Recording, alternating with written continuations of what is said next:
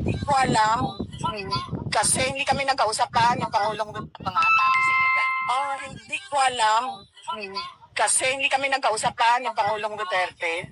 At hindi din kami nagkausap ni Congressman Pulong. Pero nakita ko siya na nagpa-interview siya doon sa labas ng detention center.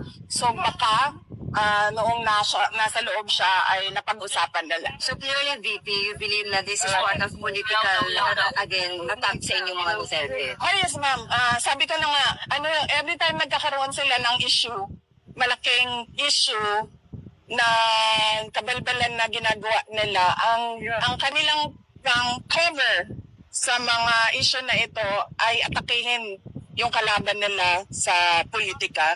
Ma'am, ano to? From national or we're talking here about local politics dyan lang po sa Davao? Hindi, national.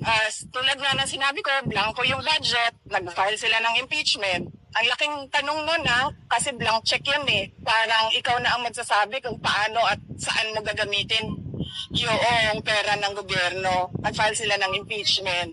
Nung nagkaroon ng drug overdose at merong namatay sa Amerika at nandoon sa loob ng kwarto si First Lady Lisa Marcos at nandoon sa police report, cocaine yung sinasabing nagkalat doon sa kwarto na yon, ay bigla na lang nilang hinila, kinidnap, kinuha, dinukot si Pangulong Duterte. Ngayon naman, 20 pesos ang kilo ng bigas, isang araw lang, tapos na, wala na.